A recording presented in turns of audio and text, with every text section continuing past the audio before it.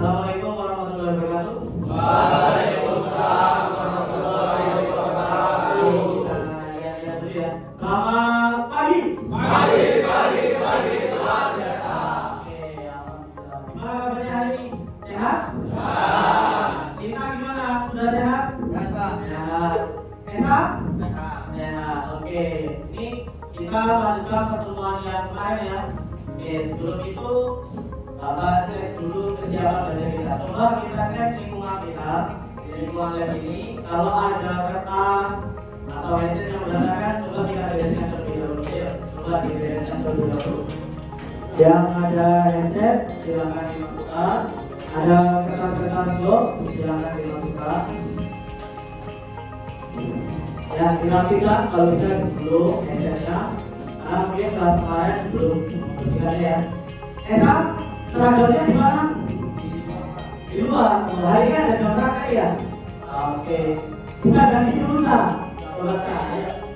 Kita keluar dulu. Ganti seragamnya dulu.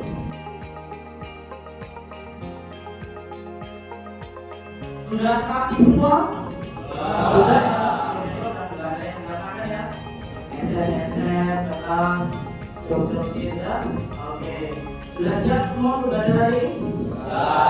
Tapi kok bapaknya kayaknya masih ada yang ngantuk-ngantuk ya? Kurang semangat ya? Apa tadi malam usai? Ya. Oke. Diandra kita olahraga dulu ya, coba Diandra ke depan. Ya, kita pegang bersama-sama. Ya, kita berdiri semua. Ya.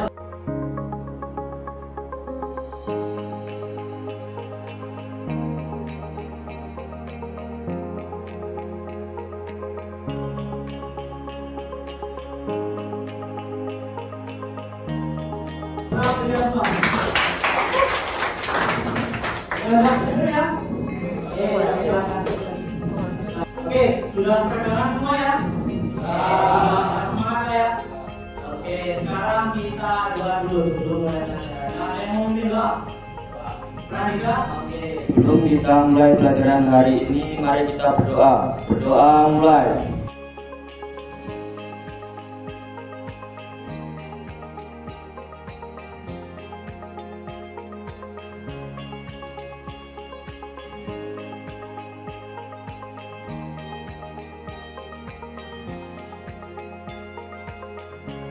Oke, Bapak absen dulu ya. Ngomong ini tanggal berapa ya? 15 ya. Bulan? 11 November. Oke, Bapak absen. Afdal Novian? Hadir. Ahmad Ferdi? Akbar Kamesu? Ahmad Murenda? Oke. Ari Hidayat? Ari Indra? Arlinda? Oh, ada Arlinda. Ataya? Kita akan melanjutkan pada pertemuan sebelumnya ya. Sebelumnya kita bahas tentang sistem komputer, tapi lebih berfokus kepada sistem operasi atau OS. Untuk kali ini kita masih dalam lingkup sistem komputer, tetapi tujuan pembelajarannya sudah beda. Tujuan pembelajaran pertama hari ini yaitu kalian mampu menganalisis peran manusia dalam sistem komputer. Kita ketahui bahwa manusia dalam sistem komputer itu berperan sebagai brainware, tapi brainware itu sebagai apa aja dalam situ. Kemudian yang kedua, kalian peserta didik mampu menganalisis interaksi manusia dengan sistem komputer. Jadi nanti bapak kita kira-kira pekerjaan apa sih yang pakai komputer, kemudian aplikasinya apa yang digunakan dalam pekerjaan tersebut. Untuk beta konsepnya kita meneruskan. Kalau kemarin kita bahas tentang sistem operasi, kita lanjut yang kedua yaitu hubungan pengelolaan sumber daya komputer. Jadi nanti ada tentang kolaborasinya, tentang jenis-jenisnya dan lain sebagainya. Kemudian sekarang bapak mau tanya. Yang pertama, masih ada ingat apa aja itu komponen sistem komputer? Apa aja? Satu, hardware, kemudian software, kemudian firmware. Ada tiga ya. Hardware itu perangkat, software, perangkat lunak aplikasi. Firmware penggunanya. Oke, sekarang coba bapak minta satu orang contoh hardware. Coba mas, satu mas, contoh satu aja. Hardware, ayo. Perangkat keras ya. Mouse, oke, ujung minta apa kan?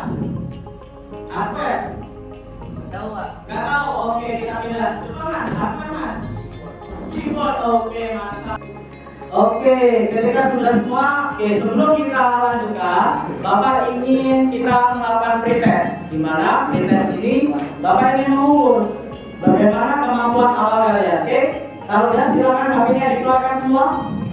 Silakan di-scan terlebih dahulu di sana. Silakan di-scan terlebih dahulu. HP-nya silakan didatangkan.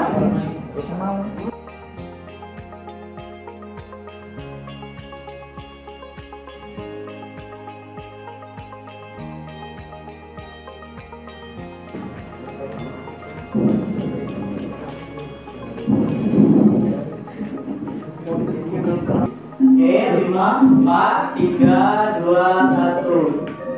Oke, yuk silakan coba dibuka HP-nya. Dijawab. Pilih salah satu jawaban. Sebisanya.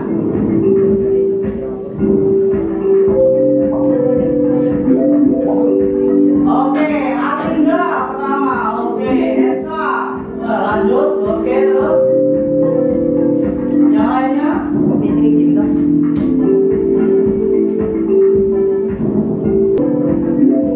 Oke, pindah lagi Esa. Oke, Esa udah 2 pertanyaan. Yang lainnya, ayo.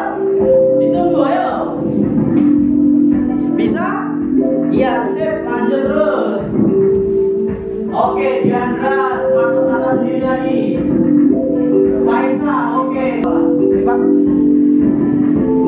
Oke, Akbar. Peringkat 10 dari 24. Mantap. Nilainya tapi 20. Gak apa-apa, namanya juga. Oke, gimana tadi pretestnya? Bisa nggak? Bisa.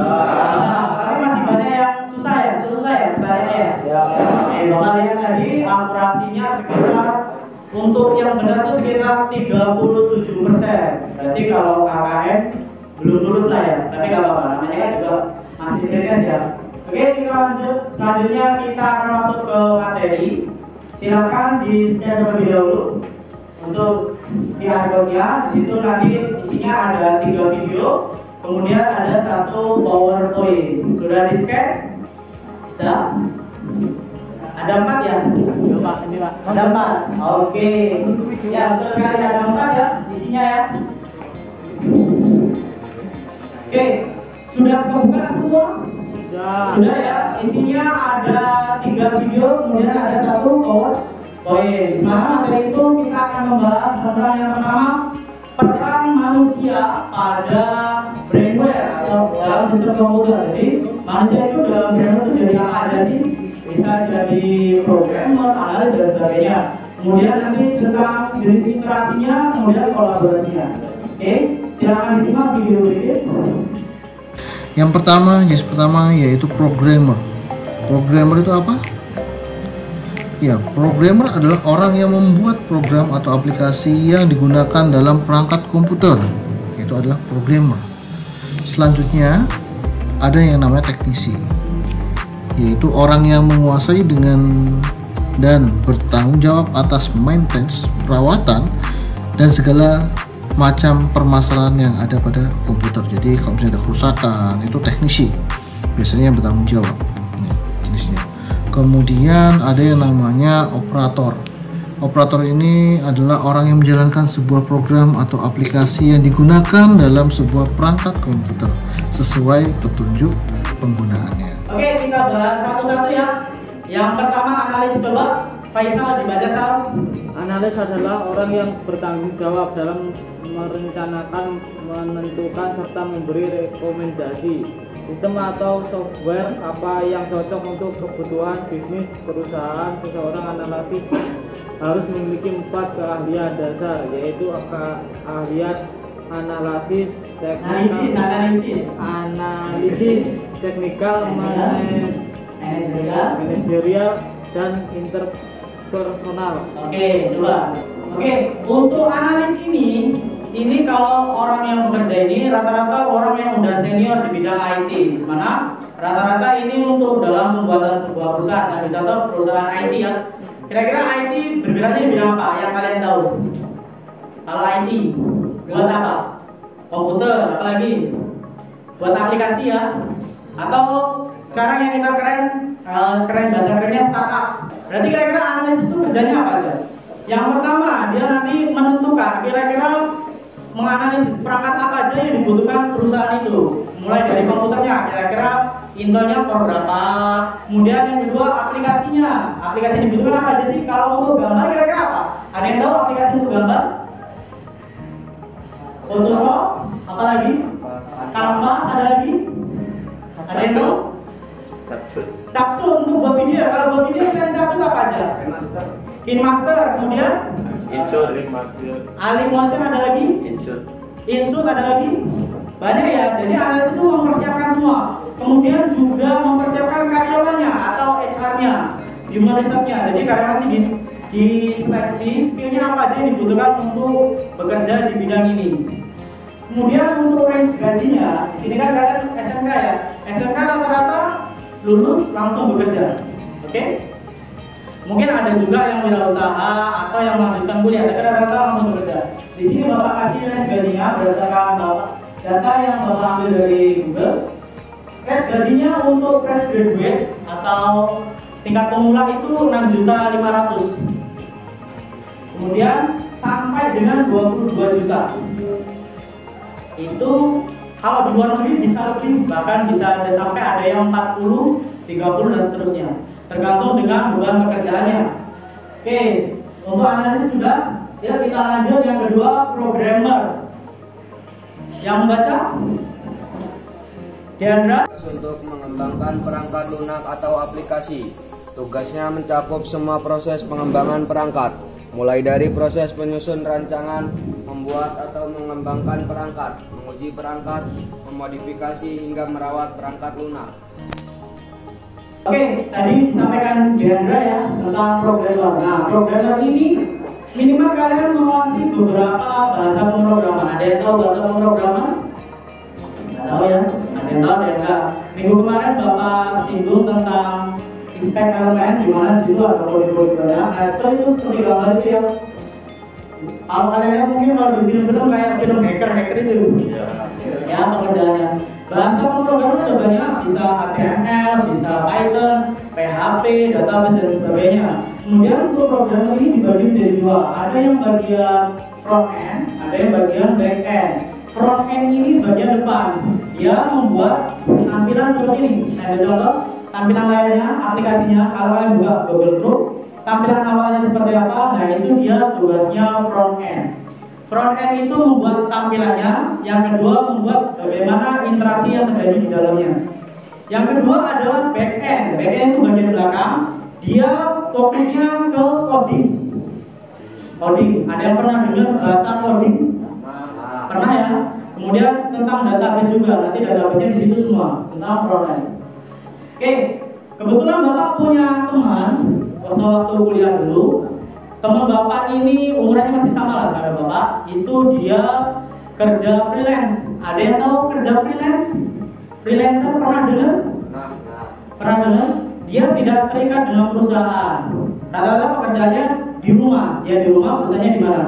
Kebetulan teman Bapak ini pekerjaannya ada di Jerman perusahaannya. Dia mengerjakannya dari sini. Dia sebagai web developer.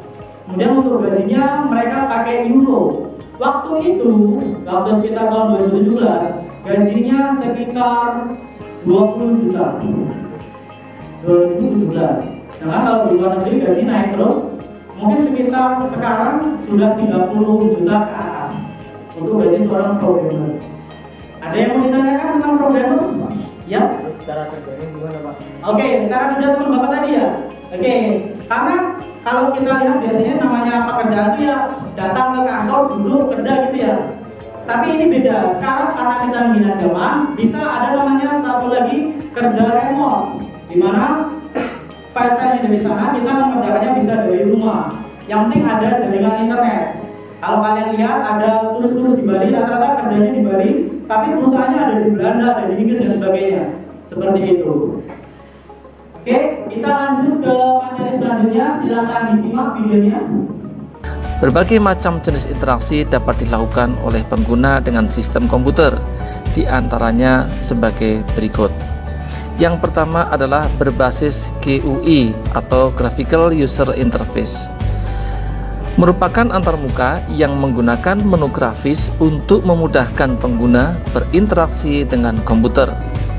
GUI merupakan antarmuka pada sistem operasi komputer yang menggunakan menu grafis. Pengguna berinteraksi melalui ikon, menu, dialog dengan button dan text box, radio button apabila untuk satu pilihan, atau checkbox untuk banyak pilihan. Yang kedua, antarmuka berbasis perintah atau Command Line Interface atau CLI. Sistem operasi berbasis CLI merupakan tipe antarmuka melalui teks terminal. Pengguna menjalankan perintah dan program di sistem operasi tersebut dengan cara mengetikkan baris-baris tertentu. Yang ketiga, melalui suara atau audio. Antarmuka menggunakan suara memungkinkan pengguna mengucapkan sesuatu dan hasilnya akan direkam dalam bentuk format audio. Oke, selanjutnya jenis-jenis interaksinya ya. Yang pertama ada CLI atau Command Line Interface. Di situ menggunakan teks perintah. Oke, Bapak kasih contoh. Teks perintahnya itu gimana sih? Oke, mungkin kalian pernah lihat teknisi atau yang lain sebagainya. Nah, juga menggunakan command prompt.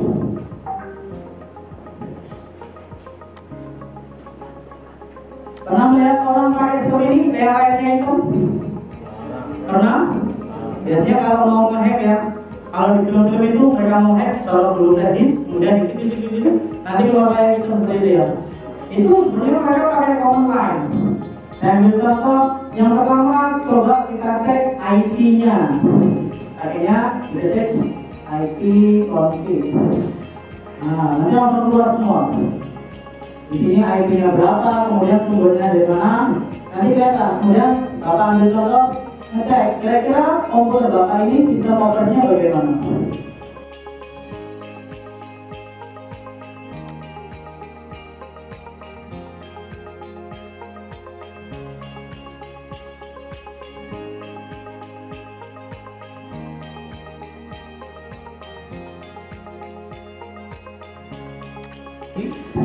Masih loading. Langsung keluar seperti ini. Baris-baris. Yang kadang-kadang Bapak sendiri juga nggak tahu ini gimana ini. Karena rata-rata kita sekarang sudah pakai GUI atau Graphical User Interface. Sini nanti kelihatan komputer Bapak itu OS-nya pakai apa, kemudian spesifikasinya bagaimana, ini aplikatornya apa dan sebagainya. Yang kedua adalah GUI, interaksi dengan menu grafis visual. Kalau yang kita lihat ini sudah pakai GUI, Graphical User Interface. Kalian nggak perlu mengetikkan kalimat-kalimat perintah. Kalian tinggal klik ikonnya, sudah langsung masuk ke aplikasinya. Kalau tadi kalian perlu mengetikkan. Kemudian selanjutnya ada audio. Di sini zaman sekarang sudah banyak sekali kalian interaksi antara manusia dan komputer menggunakan audio. Saya ambil contoh. Kalian ada yang punya adik di rumah? Adik kecil? Ada? Kemudian dia belum bisa baca, belum bisa nulis, tapi bisa membuka YouTube. Ada yang seperti itu? Pakai apa dia? YouTube. Coba YouTube ya, kita buka YouTube. Pakai apa? Iya, GUI, tapi dia pakai audio. Atau kalian pernah pakai Google Assistant? Ada yang pernah pakai Google Assistant? Kan kalau YouTube tuh di pojok kanan atas ada lambang mic-nya ya. Anak-anak kecil biasanya cuma kayak gitu ya. Tombol search, kemudian diklik, tahan. Biasanya anak kecil yang dicari apa? Cocomelon. Cocomelon. Ada nggak? Nah, keluar ya? Gampang ya? Sekarang rata-rata pakai audio ya. Kemudian sudah tadi materi, kita masuk ke permasalahan yang perlu diselesaikan. Yang pertama, dalam dunia kerja dan industri sudah banyak peran manusia yang digantikan oleh robot atau komputer dalam pekerjaannya. Apa alasan manusia tergantikan dalam dunia kerja? Kemudian pada bidang apa aja manusia tidak dapat tergantikan oleh robot? Nanti melakukan browsing, cari referensi, bisa wawancara, bisa ke perpustakaan dan sebagainya. Dan yang kedua, kecerdasan buatan atau AI ini merupakan sebuah inovasi yang sering digunakan untuk membantu memecahkan masalah dalam kehidupan manusia. Pertanyaannya, bagaimana pendapat Anda tentang AI yang dapat menggantikan kepakaran seseorang? Kemudian yang ketiga, soal nomor 3, pada umumnya peran manusia sebagai graduate dalam sistem komputer adalah sebagai operator atau hanya sebagai pemakai atau user. Jelaskan pekerjaan yang berhubungan dengan komputer dalam ranah dunia otomotif, dunia pendidikan, dan kehidupan sehari-hari. Nah, untuk wawancara ini Bapak bagi jadi beberapa kelompok ya. Afwan, ada Afwan, sini Pak. Diandra ada apa? Di situ. Ya. Diandra ada apa? Lintang. Satu lagi, Galang. Mana Galang? Sini lah. Oke, silakan dulu. Kelompok 1 ya. Rizky. Sini gini. Fernando. Ada Fernando? Sini dulu. Ari Widayat.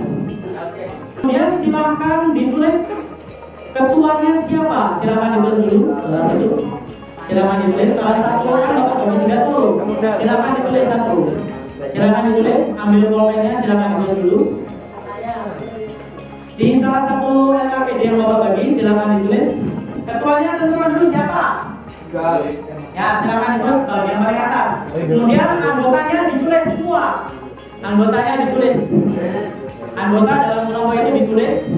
Wawancara itu bisa Bapak guru, bisa SAPU, bisa udara. Kemudian yang ketiga nanti ke perpustakaan yang ada di atas. Kalian cari referensi sumbernya di sana. Sampai sini paham?